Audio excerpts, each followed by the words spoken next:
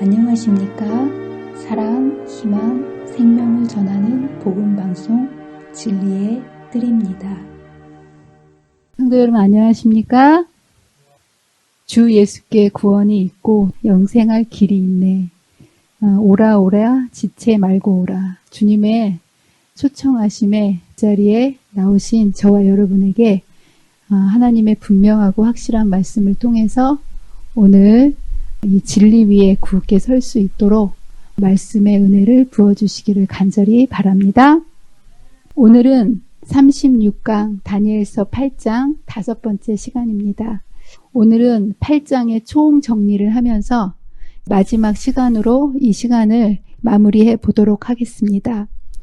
다니엘서 7장, 8장 이 내용은요, 세상 나라와 하나님의 나라를 묘사해 주고 있습니다. 그런데 다니엘서 7장에서는 네 짐승을 가지고 이 세상 나라의 정체를 보여줬다면 다니엘서 8장에서는 2마리의 짐승을 보여주심으로 어쩌면 4마리의 짐승에서 2마리의 짐승이 됐기 때문에 단순화되고 생략된 것이 아닌가라고 생각하기 쉽지만 그런 것이 아니라 좀 더 심화되고 세밀하게 묘사하기 위하여 2 짐승을 통해서 세상 나라에 어떻게 하나님의 나라를 공격할 것인지에 대한 전략을 드러내고 있습니다.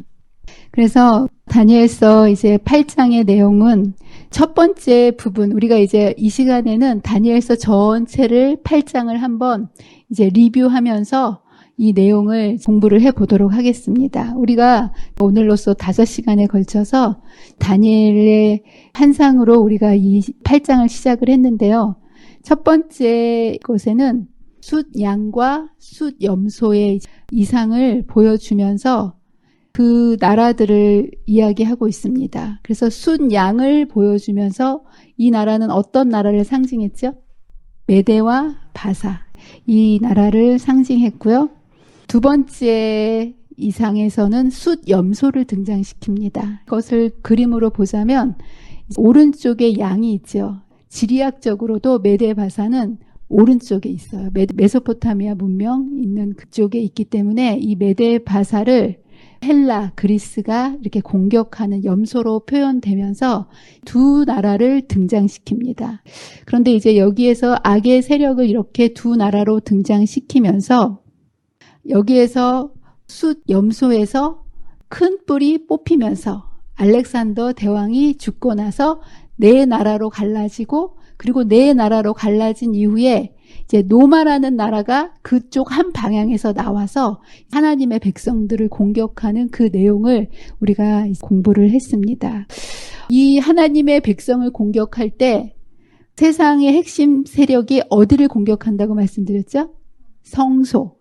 다니엘이 이 환상을 쭉 바라보고 있을 때 작은 뿔로 시작된 뿔이 점점 커져서 땅에 가득할 뿐만 아니라 이제 위쪽으로 올라가서 하늘을 이렇게 대적하는 그 모습을 우리가 공부하지 않았습니까? 그래서 그것이 하늘 군대에 미칠 만큼 커져서 작은 세력으로 시작했지만 그 군대와 별들 중에 몇을 떨어뜨리고 라고 하면서 이 작은 뿔에 하는 일 중에 가장 주목해 보아야 할 일을 성소를 헐고 제사를 없애고 이런 일들을 이 작은 뿔이 하나님의 백성을 공격하고 하나님의 나라를 공격할 때 하는 전략임을 여기에서 보여주고 있습니다. 그래서 이상을 보면서 다니엘은 굉장히 충격이 컸을 겁니다. 왜냐하면 다니엘은 성소가 어떤 일을 하는지 누구보다도 잘 알고 있었던 사람입니다. 그래서 그는 비록 예루살렘 성전이 무너졌지만 바벨론 포로로 와서 몸 성전을 무너뜨리지 않기 위해서 정말 목숨 걸고 하나님 편에 굳게 서지 않았습니까?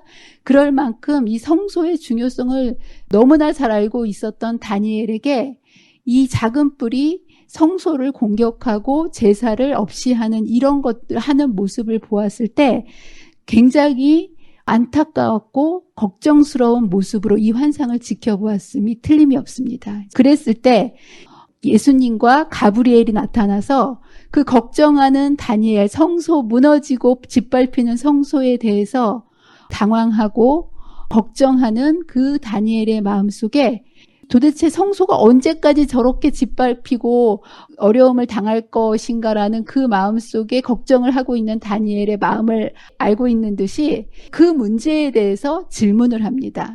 딱 집어서 매일 드리는 제사와 망하게 하는 죄악에 대한 일과 성소와 백성이 내어준 바 되며 짓밟힐 일이 어느 때까지 이를꼬라는 다니엘이 정말 알고 싶었던 그 내용을 두 분이 이야기하면서 질문을 이제 던집니다. 그러면서 그 질문에 대해서 한 편이 뭐라고 대답하냐 하면 그렇게 되는 일이 언제까지 이루어질 거라는 거예요? 2300주야까지니 그때에는 성소가 정결하게 되리라. 더 이상 짓밟히지 않고 이제 회복된다라는 놀라운 기별을 줍니다. 그러나 이 대답이 알쏭달쏭 알 것 같으면서도 이해가 되지 않는 대답이었기 때문에 다니엘에게는 이것에 대해서 풀어야 할 여러 가지의 과제가 있었습니다. 그래서 2300주야까지니라고 대답했던 이 대답에 대해서 이것을 완벽하게 이해하기 위해서는 세 가지의 해결해야 될 문제가 있다고 말씀드렸죠. 첫 번째는 도대체 그러면 이것이 언제부터 언제까지 이것이 이루게 될 것인지에 대한 기산점과 종결점에 대한 대답이 없어요. 그냥 2300주야 동안에 이런 일이 있을 것이다 라고만 얘기했기 때문에 다니엘이 정말 알고 싶었던 언제 이런 일이 시작돼서 언제 이것이 끝날 것인지에 대한 답이 속시원히 얘기를 듣지 못했기 때문에 이것에 대한 답을 해결하는 것이 첫 번째 해결 문제입니다. 근데 이것에 대한 답은 다니엘 9장에서 우리가 공부하기로 했고요. 두 번째는 2300주야 후에 정결하게 될 성소는 과연 어떤 성소인가? 이 땅에 있었던 지상에 있었던 성소는 AD 70년에 아예 없어져 사라져버렸기 때문에 아예 정결하게 될 성소 자체가 없는 거예요. 그렇다면 여기에서 정결하게 하는 성소는 어떤 성소를 의미하는 것인가? 이것에 대한 답을 찾는 것, 이것이 중요하다고 생각했고 우리가 지난번에 이것에 대해서 공부를 했습니다. 그리고 세 번째, 성소가 정결케 된다는 것은 과연 무엇을 의미하는가? 재림운동 당시에 이것에 대한 잘못된 해석으로 인해 가지고 큰 실망을 겪지 않았습니까? 그래서 이 세 개의 이것에 대한 것들을 잘 알 때 2300주야에 대한 예언이 우리에게 완전히 이해될 수 있기 때문에 이제 이것에 대해서 한 가지씩 우리가 공부를 해 나가고 있습니다. 2300주야의 기산점과 종결점은 우리가 다음 시간부터 다니엘 9장에서 우리가 해석하기로 했고요. 그리고 지난번에 우리가 잠시 공부했던 것, 2300주야가 끝나게 되면 정결하게 되는 성소는 그렇다면 과연 어떤 성소인가? 이제 이것을 우리가 지난번에 잠깐 짚고 넘어갔었는데요. 성경에는 여러분들이 이 땅에서 성경에서 보았던 모세의 성막, 솔로몬 성전, 그리고 스룹바벨 성전, 이런 성전들만 성경을 통해서 사람들이 알고 있는데요. 성경에 분명히 뭐라고 말씀하셨냐면 성소가 하늘에 있다라고 말씀을 하십니다. 그래서 히브리서 8장 1절에 보면 지금 우리가 하는 말의 요점은 이러한 대제사장이 우리에게 있다는 것이라 라고 얘기하면서 그는 하늘에서 지극히 크신 이의 보좌 우편에 앉으셨으니 이 대제사장이 어디에 계시다고 이야기합니까? 하늘에서 있다고 얘기하면서 대제사장이 계시다는 거는 무엇이 전제로 있어야 되는 거예요? 성소, 그렇죠? 대제사장이 일하는 곳은 성소잖아요. 그렇기 때문에 대제사장이 있다라는 얘기는 바로 이제 하늘 성소가 있다라는 얘기고, 그런데 여기 보면 그가 하늘에서 있기 때문에 하늘에 분명히 성소가 있다라는 것을 히브리서에서는 분명히 이야기를 합니다. 그러면서 2절에 성소와 참 장막에서 섬기시는 이시라라고 얘기하면서 하늘에 성소가 있다라고 얘기하고, 이 땅에 있는 모세가 섬기었던 그리고 솔로몬 여러 이 땅에 있었던 성소는 그들이 섬기는 것은 하늘에 있는 것의 모형과 그림자라라고 얘기해 주면서 성경에서는 진짜 성소의 원형은 하늘의 성소가 있다라는 것을 여기에 분명히 이제 이야기하고 있습니다. 여러분, 성소는 무엇이냐 하면 창세 전부터 하나님께서 마련해 놓으신 구속의 경륜입니다. 여러분들, 인간도요, 건물을 짓거나 배를 만들거나 비행기를 만들 때 항상 거기에 무엇을 구비해 둡니까? 안전장치, 구명보트라든가 또 소방시설이라든가 이러한 구명장치가 의무적으로 반드시 구비되어 있지 않습니까? 하나님께서 인간을 만드실 때 자유의지를 주셨기 때문에 대책 없이 사람을 만드신 것이 아니고, 만약 사람이 죄악으로 영원한 생명을 잃어버린다면 어떻게 다시 이 생명을 구해 주실 것인지에 대한 대책을 세워 놓으셨는데, 그것을 구속의 경륜이라고 얘기하고요. 그 구속의 경륜을 우리가 이해할 수 있도록 눈으로 보여주신 것이 바로 성소입니다. 성소는 죄값을 치러야 되기 때문에 피가 있어야지 돼요. 그래서 예수님께서 이 땅에 오셔서 십자가에 돌아가심으로 그 피를 가지고 하늘에 올라가셨을 때, 그때부터 하늘 성소가 가동되는 모습을 봅니다. 그래서 우리가 지난번에도 살펴보았지만, 지상 성소는 예수님께서 십자가에 달려 돌아가심으로, 예수님이 오시기 전까지는 우리의 죄값을 어떻게 치르는지를 우리가 알아야 그것을 선택하고 예수 그리스도를 믿음으로 붙잡을 수 있기 때문에 이 땅의 지상 성소를 원형이 아닌 모형으로 보여주신 거예요. 세워주신 거고, 이제 예수님께서 십자가에서 돌아가셨을 때에 원형이 나왔을 때 더 이상 모형은 필요가 있습니까? 없습니까? 없지요. 그래서 예수님께서 돌아가실 때 더 이상 이 땅의 지성 성소는 원형으로 오신 예수님이 그 모든 죄값을 치르셨기 때문에 의미가 사라졌기 때문에, 여기에 보면 예수님께서 돌아가실 때에 성소 휘장이 위로부터 아래까지 찢어져서 더 이상 이 땅에서의 성소의 제도는 의미가 없음을 여기에서 묘사해주고 있습니다. 그리고 나서 이제 자신의 피로 영원한 속죄를 이루사 예수님께서 하늘 성소에 들어가셨다라는 거. 그래서 이제 이곳에서 분명히 우리에게 큰 대제사장이 계시니 승천하신 이 곧 하나님의 아들 예수시라라고 얘기하면서, 예수님께서 자신의 피를 가지시고 하늘에 올라가셔서 성소 봉사를 통해서 우리의 구속의 경륜을 이루시는 성소 사역을 하시는 것을 분명히 이 말씀을 통해서 우리에게 하늘의 성소가 있다라는 것을 확인시켜 주십니다. 예, 그래서 여러 곳에 이러한 대제사장이 하늘에서 성소와 참 장막을 섬김으로 인해서 우리의 죄 문제를 그리스도 예수께서 지금 성소 봉사를 하시면서 해결하고 계심을 이제 여기에서 이 말씀을 해 주시고 계십니다. 그렇다면 여기에서 얘기하는 어느 성소가 정결케 되는 것인가라는 것에 대한 것은 답을 얻으셨죠? 어디에 있는 성소가 정결하게 됨을 입는다는 거예요? 하늘에 있는 성소가 정결하게 됨을 입는다라는 것, 이제 이것이 두 번째 문제에 대한 해결 이제 답이었고요. 오늘은 이제 어디에 집중할 것이냐면, 그렇다면 성소가 정결하게 된다는 것은 이제 무엇을 의미하는 것인가, 이것을 공부를 해보도록 하겠습니다. 여기에 보면 분명히 2300주야까지니 그때에 성소가 정결하게 되리라라는 이제 말씀을 답을 주셨는데, 과연 성소가 정결하게 되는 것은 무엇을 의미하는지를 한번 공부를 해보도록 하겠습니다. 성소의 주된 기능은 무엇일까요? 죄를 처리하는 거예요. 죄 처리장. 예.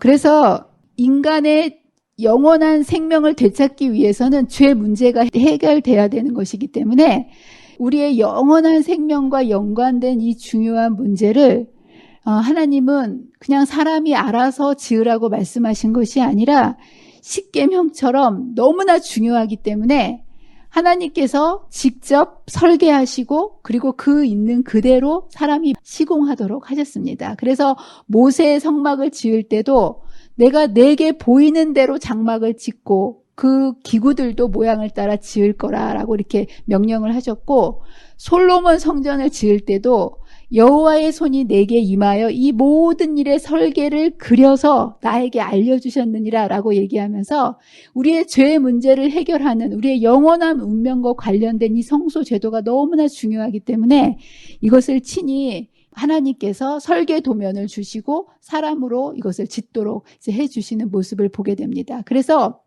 성소의 하나하나가 실오라기 하나조차도, 방울 하나조차도, 거기에 있는 모든 기명 하나하나가 다 중요한 거예요. 그래서 특별히 이 성소의 모든 것들은요, 우리의 구원 되시는 예수 그리스도를 상징합니다. 그리고요, 하나는 모든 우리의 구원의 주체가 되시는 예수님을 상징함과 동시에 또 이 성소에서 보여주고 싶은 또 한 가지는, 성소를 우리가 가만히 연구해 보면 이것을 통해서 어떻게 죄인이 의인으로 구원받을 수 있는지, 죄의 용서의 모든 단계를 우리의 감정이 아닌 눈에 보이는 확실한 구원을 이루어 주시기 위해서 죄인이 의인으로 어떻게 죄 용서함을 받는지에 대한 것을, 눈에 보이는 구원을 여기에서 우리에게 보여주고 계신다라는 거. 성소의 핵심은 뭘까요? 대제사장이 성소에서 하는 일들이 참 많아요. 물두멍에서 손도 씻는 일이 있고요. 또 들어가면 떡상에 떡을 진설하는 일, 분향단에 향을 피우는 일도 있고, 그리고 등불을 피우는 이런 일들을 다 제사장들이 합니다. 그런데 이러한 제사장의 사역 중에서 성소의 가장 핵심 사역은 뭘까요? 제사입니다. 제사, 양을 잡아서 제사 드리는 것이고요.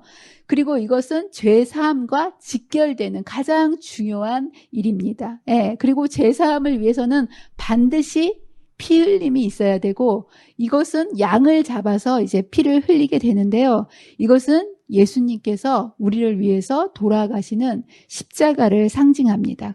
우리 죄는, 우리가 결코 인간이 죄의 값은 사망인데 이것을 치룰 수 없기 때문에 오직 예수 그리스도께서만이 우리를 위해서 대속해 주신다라는 것을 인간이 잊지 않고 믿음으로 그것을 받아들여야만 하기 때문에 예수님 오시기 전까지 그것을 잊어먹지 않고 사람들에게 끊임없이 기억나고 그 십자가를 믿음으로 붙잡을 수 있도록, 눈에 보이도록 이 땅에 주신 것이 바로 성소입니다. 성소는, 그렇다면 예수님께서 십자가의 대속을 이루신 다음에 필요가 없을까요? 성소는요, 죄 문제가 끝나기 전까지는 계속 뭐가 가동돼야 되는 거예요? 죄의 처리장이 성소이기 때문에 성소가 멈추면 안 되는 겁니다. 그래서 예수님이 십자가에 돌아가시기 전까지의 죄 문제를 해결할 수 있도록 이 땅에 두신 것이 눈에 보이는 지상 성소입니다. 모형 성소 시대가 예수님이 십자가에 달리어 돌아가실 때까지 우리의 죄사함의 모든 것을 커버했다면, 죄사함을 십자가에서 그분의 피로 돌아가신 이후에는 성소가 필요 없어지고 사라진 것이 아니라 이제는 원형 성소가 하늘에서 가동되는 시대를 우리가 살아가는 거예요. 그래서 우리가 사는 시대는 구약 시대가 모형 성소에 의지해서 사는 시대였다면, 저와 여러분을 살아가는 시대는 원형 성소, 하늘 성소에서 일을 하고 계시는 이제 원형 성소가 가동되는 시대를 우리가 살아가고 있고요. 성소에서 주된 기능이 제사 제도, 다시 말하자면 죄를 어떻게 처리하느냐였는데요. 죄 처리 과정은 두 봉사를 통해서 죄가 처리됩니다. 첫 번째는 날마다 드리는 봉사가 있고요. 두 번째는 1년에 한 번씩 드리는 해마다의 봉사가 있습니다. 간단히 보면 매일 드리는 제사가 있어요. 죄를 하루도 안 짓는 때가 있습니까? 없습니까? 없지요. 그래서 이 성소도 하루도 가동이 안 되는 날이 없어요. 1년 365일 계속 인간은 죄의 제족이에요. 그래서 매일매일 죄를 짓기 때문에 성소도 죄를 지은 이후로, 아담의 죄 지은 이후로 이제 재림 때까지 성소가 단 한 번도 멈춰본 적이 없습니다. 왜냐하면 죄가 처리되지 않으면 인간의 영원한 운명이 사망으로 고정되기 때문에. 그래서 하나님께서 죄 지은 아담을 위해서 제일 먼저 세워주신 것이 성소 아니었습니까? 그래서 여기에서 이제 제사를 드리게 하는데요. 상번제를 드리게 합니다. 그래서 매일 아침에 9시에 그리고 저녁 3시에 양을 잡아서 이스라엘 전체 회중의 죄를 위해서 이것을 날마다 드리는 제사를 드립니다. 이것은 누구를 상징할까요? 모든 제사가 예수 그리스도를 상징하는데요. 특별히 아침 9시에 드리는 제사는 예수님께서 돌아가실 때 정확히 몇 시에 달려 돌아가신지 아십니까? 예, 오전 9시에 십자가에 달리신 거예요. 그리고 몇 시에 돌아가셨습니까? 오후 3시에 돌아가심으로 우리의 죄를 위해서 십자가에 달리신 예수님을 완벽하게 어떻게 이 땅에 오셔서 언제 돌아가실 시간조차도 정확하게 예수님의 돌아가심을 이제 여기에서 묘사해주고 계십니다.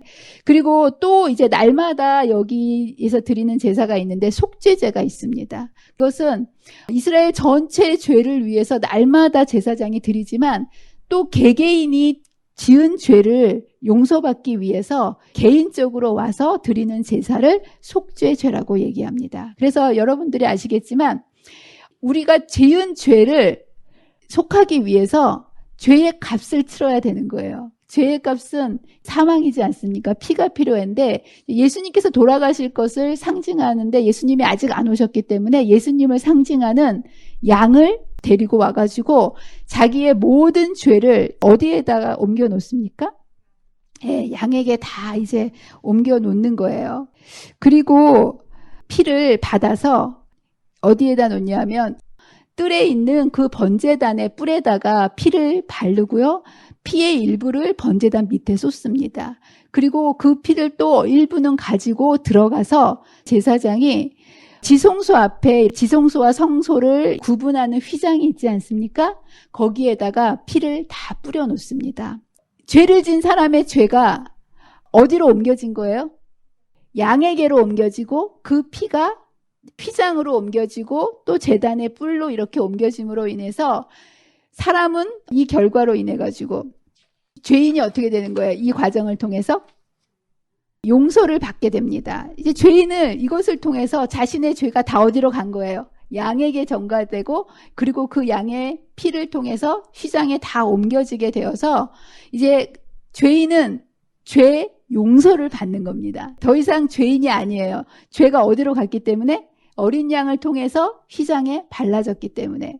이런 과정을 통해서 죄인은 용서를 받지만 어디가 더럽혀지게 되는 거예요? 피로? 휘장이. 여기 보면 이 휘장이 이스라엘의 죄가 한두 명도 아니고, 그죠? 그 엄청나게 많은 사람들이 죄를 한 가지씩만 져도 얼마나 많은 죄를 가지고 와서 속죄제를 드리겠습니까? 그리고 매일매일 이제 상번제를 드릴 때 1년 동안 모든 피가 휘장과 단에 뿌려졌을 때 성소가 피투성이가 되지 않겠습니까? 이것을 뭐라고 묘사하냐면 성소가 더럽혀지게 되었다라고 묘사를 합니다. 여러분은 이렇게 깨끗하고 이렇게 깔끔한 성소만 봐가지고 성소가 굉장히 깨끗하다 보다 이렇게 생각을 하는데 생각해 보세요. 계속 제사가 드려지고 피가 발라지게 되면 얼마나 성소가 피로 인해서 더럽혀지겠습니까? 피 비린내가 나지 않겠습니까? 그리고 그 피가 한 방울만 떨어져도 얼마나 흉측합니까? 그런데 이 휘장과 단에 다 피가 발라졌을 때 성소가 더럽히게 되는 이제 그 모습을 이제 여기에서 성소가 더러워졌다. 비록 이 과정을 통해서 죄인은 용서를 받고 의롭게 되지만 죄의 흔적을 남기십니다. 왜 하나님께서는 이왕 용서해 주시려면 그냥 그 자리에서 깨끗하게 용서해 주시지 왜 죄의 흔적을 남게 해 주시는가? 여러분들이 죄를 매일 질 때 여러분들이 기도하게 되면 여러분들의 죄는 어떻게 될까요? 용서함을 받습니다. 예. 그렇다고 여러분의 기억 속에서 죄 지은 것에 대해서 싹 다 잊어먹으십니까? 아니죠. 여러분의 마음속에 죄책감으로 남습니다. 마치 휘장에 뿌려진 그 핏자국처럼. 그런데 이것이 그들이 비록 핏자국이 남았지만 죄는 용서를 받은 것처럼 우리의 마음속에 죄책감이 있다는 것이 내가 죄를 용서받지 않은 게 아닌가 그게 아니고요.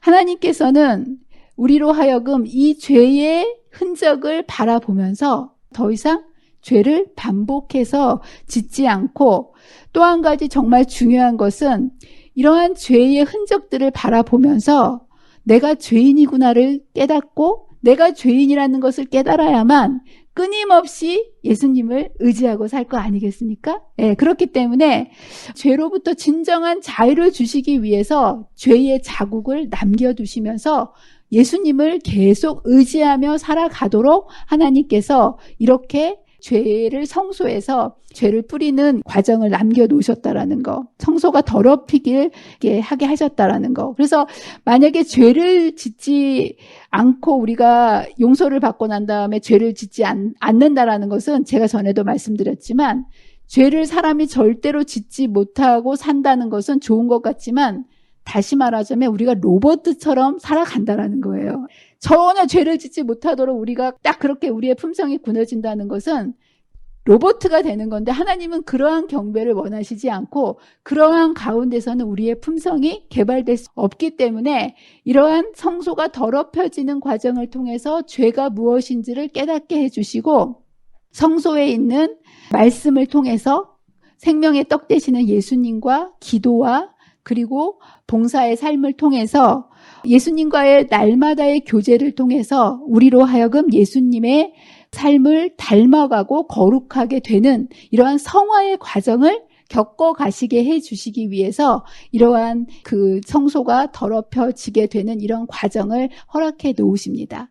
이렇게 1년 동안 더럽혀진 이것을 깨끗하게 하는 절기가 1년에 딱 한 번 이루어지는데요. 그것을 뭐라고 얘기한다고요? 대속죄일, 7월 10일에 이루어지는 이제 대속죄일에 이것이 수행이 되고요. 여러분도 아시겠지만 봄절기는 무엇을 상징합니까?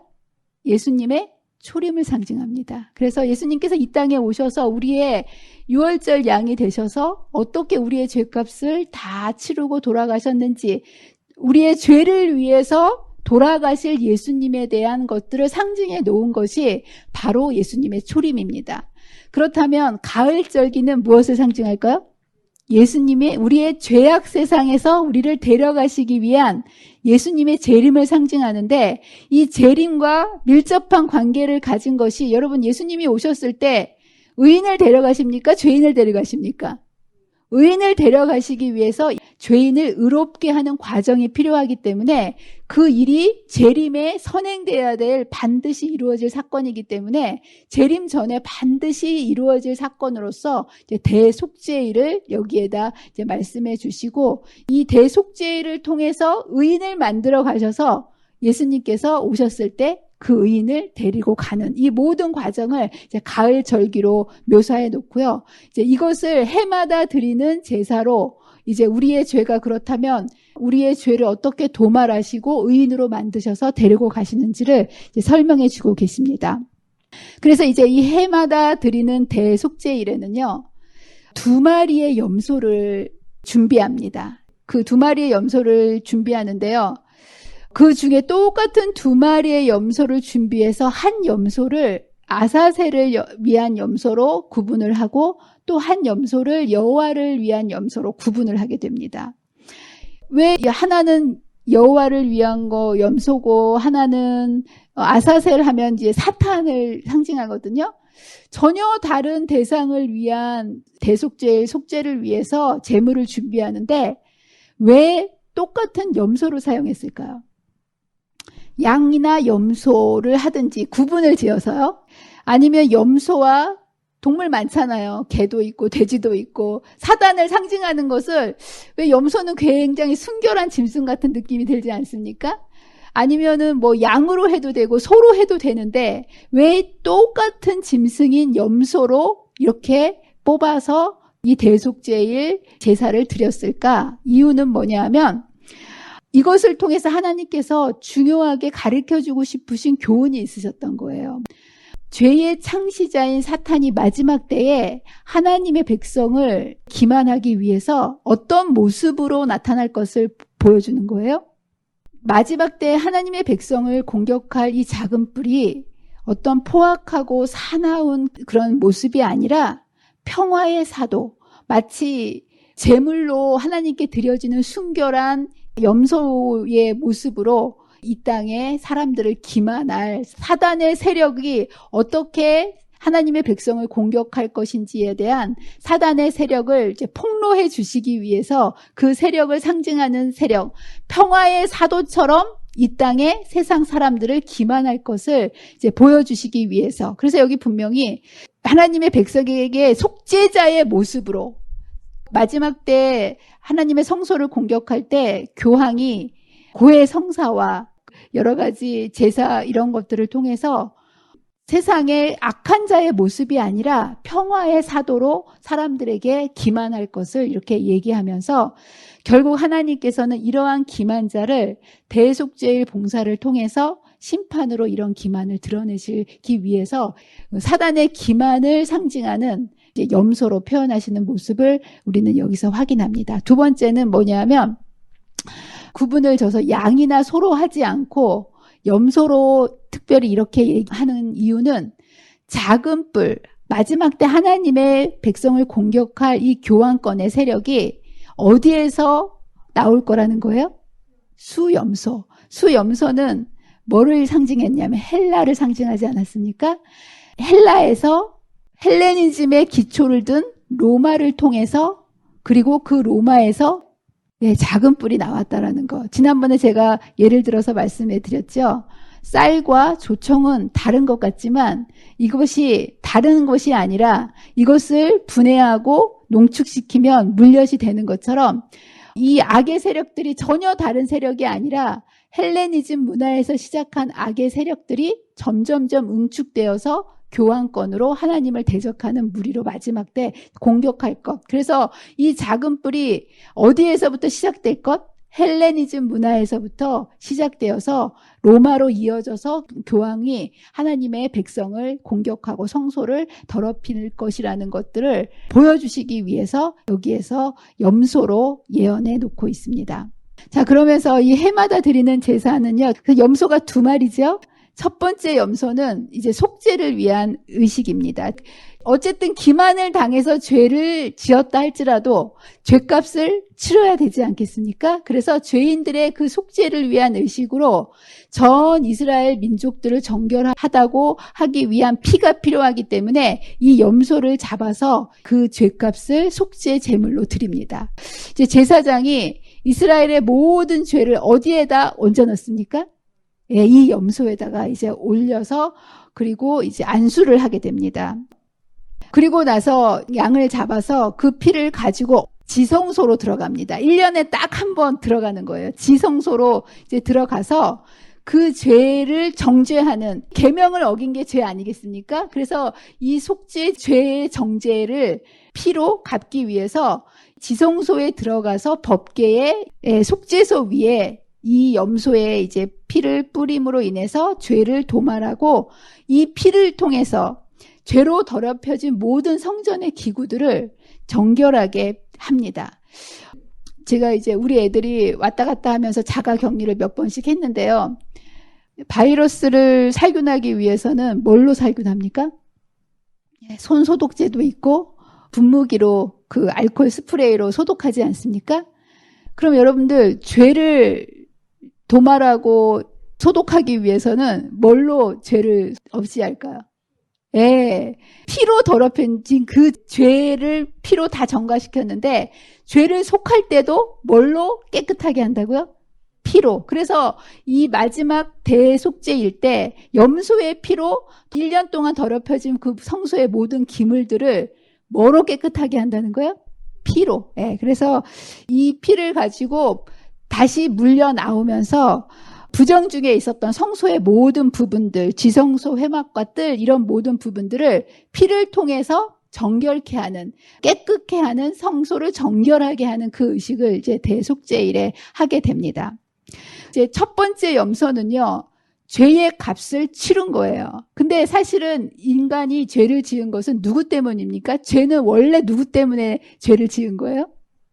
첫 번째 염소인 여호와를 위한 그 염소를 통해서 일단은 죄값을 치러주십니다. 그런데 이 죄는 죄의 원래 창시자인 누가 죄값을 지어야 되는 거예요? 사단. 그래서 두 번째 염소는요, 죄값을 하나님께서 두 번째 염소에게 물으십니다. 죄를 만든 아사셀. 그래서 죄의 주범인 사탄을 위해서 이 아사셀 염소를 정죄하게 되는데요. 바로 이 사단이 성도들을 기만하고 그리고 죄짓게 했기 때문에 이제 이것을 아사셀 염소를 정죄하는 그 과정을 통해서 작은 뿔의 정체와 그 배후 세력을 공개하는 과정을 거칩니다. 그래서 어떻게 이 일을 하냐면 아론이 그 두 손으로 살아있는 염소의 머리에 또 죄를 다 안수합니다. 그리고 나서 모든 죄를 다 아사셀에게 옮긴 다음에 이것을 어디다 보냅니까? 죄값은 예수님께서 십자가에서 치르셨기 때문에 그 죄를 다 안고 이것은 이제 광야로 보냅니다. 두 손을 얹어서 모든 죄를, 사탄을 상징하는 염소죠.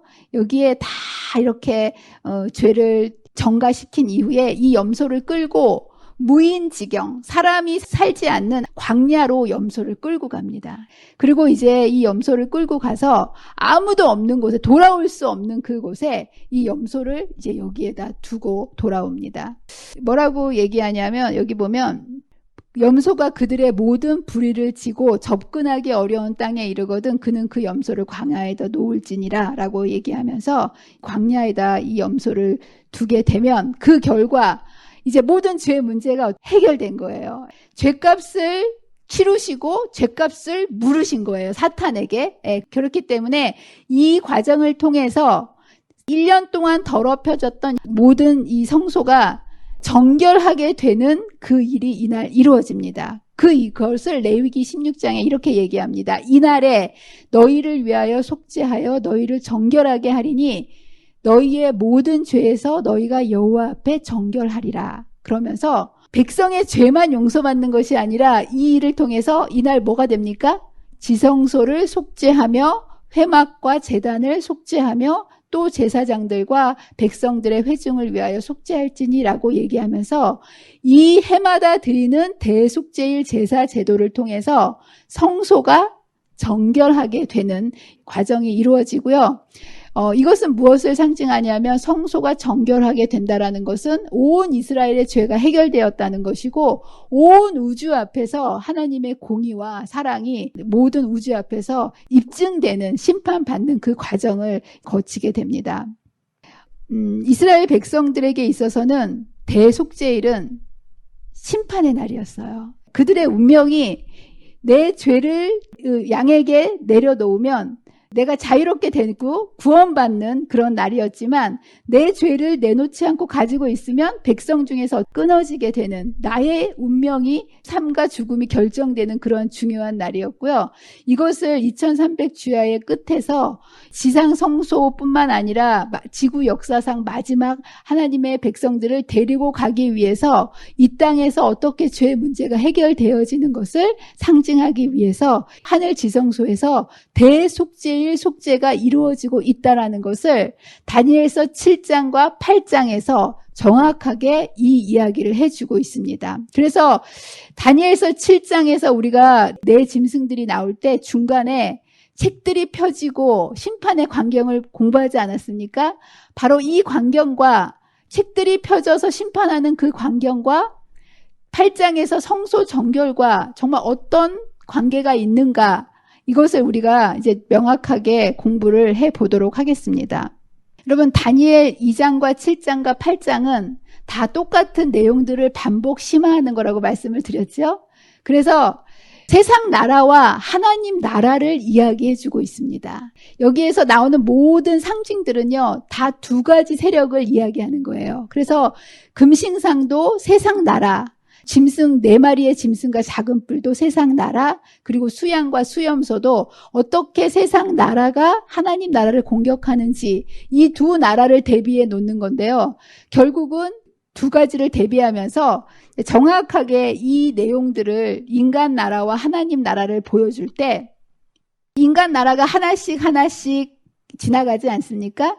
근데 이 나라는 결국 하나님의 나라가 세워질 거라는 것을 다니엘 2장과 7장과 8장에서 이야기하고 있습니다. 그런데 하나님의 나라가 세워지기 위해서는 2장에서 하나님의 나라가 세워지는 것을 뭘로 상징했습니까? 뜨인 돌. 근데 여러분들, 하나님의 나라는 무엇으로 완성되는지 아십니까? 재림으로 완성됩니다. 그래서 뜨인 돌이 재림인 거예요. 그런데 이 재림이 오기 위해서는 반드시 선행되어지는 것이 무엇이 있어야 됩니까? 하나님의 백성을 데려가는데 의로운 백성들을 데려가기 위해서 의롭다라고 여겨주시는 심판이 반드시 필요한 거 아니겠습니까? 그래서 이 재림이라는 사건은요, 반드시 동전의 양면과 같이 두 가지의 사건을 얘기합니다. 재림을 위해서는 반드시 하나님의 심판이 있어야 되고요. 그리고 재림을 통해서 하나님의 나라가 세워진다라는 거. 그래서 이 똑같은 이야기를 7장도 8장도 반복하면서 이야기하고 있습니다. 그래서 이 하나님의 나라를 보여주기 위해서 2장에서는 재림의 모습을 보여줬지만 7장과 8장에서는 이것에 대한 하나님의 나라를 세우기 위한 좀 더 구체적이고 세밀한 것을 보여주시기 위해서 7장에서는 심판이 베푸는데 책들이 펴놓였더라라고 얘기하면서 하늘 지성소에서 이루어지는 심판의 광경을 보여주신 것이고요. 이것을 좀 더 구체적으로 그렇다면 어떻게 의인으로 만들어 주시는가를 알려주시기 위해서 8장에서 더 자세히 보여주시기 위해서 무엇을 통해서 풀어서 심판 과정이 이루어지는 거라고, 죄의 도말이 이루어지는 것을 보여주신 겁니까? 성소 제도를 통해서 보여주신 거예요. 그래서 여기에서 분명히 똑같은 연결선상에 있기 때문에 심판을 베푸는데 책들이 놓였더라는 이것이 있어야만 예수님이 재림하실 수 있는 거고요. 이것은 다시 말해서 지성소에서 있었던 죄의 도말 사건. 여러분 아시죠? 지성소에 성소가 정결하게 되는 사건은 마지막 때 어떤 일이 이루어지는 것이냐면 바로 대속죄일을 상징하는 그 일들이 하늘에서 죄 도말 과정이 이런 식으로 이루어진다라는 것을 보여주시기 위해서 성소가 정결하게 됨을 입으리라는 그 사건을 이제 알려주신 거라는 거. 너무나 명확하게 하나님의 나라가 어떻게 세워질 것을 2장과 7장과 8장에서 똑같은 사건을 이야기하고 있습니다. 그래서 여러분들이 이걸 알고 계셔야 돼요. 예수님의 재림 전에 반드시 뭐가 있겠다? 심판이 있겠다. 그래서 이것을 재림전 심판이라고 얘기하고요. 자꾸만 이것을 가지고 공격하는데요. 이것은 죄인을 만드는 심판이 아니라 이것을 통해서 하늘에 데려가셔야 되니까. 의인을 만들기 위해서 죄를 도말하는, 성소에서 죄 도말하는 일을 대제사장이 하지 않습니까? 죄인을 만드는 게 아니에요. 그렇죠? 그래서 이 대제사장께서 무엇을 하고 계시는지를 분명히 알도록 보여주시기 위해서 이제 이것들을 보여주시면서 하늘 지성소에서 재림 전에 이루어지는 심판이 반드시 있고 이것을 통해서 우리의 죄를 도말하시고 우리를 의인으로 만들어주시는 일이 이루어진다라는 것을 성소 사역의 이것을 통해서 우리에게 명확하게 보여주시면서 죄인이 어떻게 의인으로 제 문제를 해결하고 구원받을 수 있는지를 여기에서 이제 보여주고 계십니다. 그래서 이 대속의 과정, 이 이스라엘의 속죄 제도는요, 하나님께서 어떻게 인간의 죄를 처리하시는지에 대한 전 과정을 상세히 보여줍니다. 이게 이제 레위기에서의 속죄 의식의 새 국면인데, 예수님께서 이 땅에 오셔서 그리고 하늘에서 죄인을 위해서 죄인의 죄를 속하시고 의인을 만들기 위해서 무엇을 하셨는지에 대한 모든 과정을 정확하게 보여주는 것들이 이 성소에서 보여준다는 거예요. 그래서 이제 뜰의 번제단에서 속죄를 위한 양이 죽임을 당했다는 것은 이 땅에 예수님께서 오셔서 우리를 위해서 십자가에 달려 돌아가시는 것을 이 번제단의 뜰을 사역을 통해서 분명하게 우리에게 보여주시는 거예요. 예수님이 돌아가시는 것이 역사적으로 분명합니까? 분명합니까? 그렇다면 여러분의 죄값이 치루어진 것도 분명합니까? 너무나 분명한 거예요. 여러분의 마음속에 나를 보면 늘 죄책감으로 시달리지 않습니까? 그런데 여러분들은요, 여러분들의 구원이 여러분의 감정, 흔들리기 쉬운 이런 감정에 좌우되는 것이 아니라 역사적인 사건으로 성소에서 분명하게 이루어 놓으신 십자가의 그 보혈이 어떻게 우리를 죄인에서 의인으로 만들어 주시는지를 눈에 보이는 구원을 확인시켜 주시기 위해서 성소의 모든 과정을 통해서 보여주시고 알려주셨다는 거. 그리고 그 십자가에서 흘리신 피를 가지고 제 제사장이 되셔서 하늘로 올라가셔서 그곳에서 우리의 죄를 중보하시는 일을 AD 31년부터 1844년까지 그 일을 하십니다. 그리고 이제 우리의 죄를 없애셔야지 되지 않겠습니까? 그래서 그 일을 대속죄일 1844년 이후에 들어가셔서 마지막으로 우리의 모든 죄의 흔적도 다 없애시고 죄의 모든 것들을 없애시고 하늘에 데려가시기 위해서 이제 최종적으로 지금 하늘에서 어떻게 중보 사역과 그리고 죄의 도말 사역을 하고 계시는지를 이제 여기에서 분명히 보여주고 계십니다. 이 예수를 하나님이 그의 피로 믿음으로 말미암는 화목제물로 세우셨으니 이는 하나님께서 길이 참으시는 중에 전에 지은 죄를 간과하심으로 자기의 의로우심을 나타내려 하심이니 곧 이때에 자기의 의로우심을 나타내사 자기도 의로우시며 또한 예수 믿는 자를 의롭다 하려 하심이라 라고 말씀하시면서 대속죄일의 속죄를 통해서 죄인들의 죄만 도말시키시는 것이 아니라 사단의 기만에 속아서 긴가민가 했던 모든 우주 앞에 하나님의 의로우심을 나타내시는 그러한 온 우주 속에서 다시는 죄가 반복되지 않도록 인간의 죄와 하나님의 의로우심을 온 세상에 드러내는 이 일을 하는 그 일이 지금 하늘 지성소에서 이루어지고 있다라고 성경은 이야기하고 있습니다. 그래서 여러분들 대속죄의 의미는요, 우리의 죄가 도말된다라는 거예요. 그래서 우리가 의인이 되고, 여러분 예수님의 재림을 아무리 기다려도 우리가 죄인이라면 하늘에 갈 수 있겠습니까? 못 가죠. 예, 그래서 지금 하늘에서 예수님께서 우리를 위해서 돌아가시고 부활하셔서 승천하신 이후에 도대체 하늘에서 2000년 동안 뭐를 하고 있는가? 대부분의 사람들은 교회를 열심히 다녀도 예수님이 하늘에 가셔서 도대체 2000년 동안이나 뭘 하고 계시는지 아는 사람들이 없어요. 예. 그런데 성경은 뭐라고 얘기하십니까? 성소 제도를 통해서 예수님께서 하늘에 가셔서 우리를 위해서 죄를 도말하고 용서하는 죄 문제를 해결하는 대제사장으로서 일하고 계시다라는 것을 성소 제도가 아니면 누가 그것을 알 수 있겠습니까? 여러분들 이것은요 정말 신비 중에 신비예요. 땅에 속한 것도 다 알고 계십니까? 사실 땅에서 이루어지는 일도 우리는 제대로 알지 못하고 살아가는 유한한 인생을 살아갑니다. 그런데 영원한 우리의 운명을 결정하고 이런 것들을 보이지 않는 하늘을 열어서 하늘의 비밀을 우리한테 보여주신 거예요. 이거는 정말 놀라운 은혜입니다. 여러분들이 이 하늘 성소에서 대제사장으로서 예수님이 지금 무엇을 하고 계시는지에 대한 이 성소의 비밀을 분명히 깨닫고 그것을 확실히 믿고 우리가 살아간다면 저와 여러분이 인생을 살아가는 태도가요 180도 달라질 것입니다.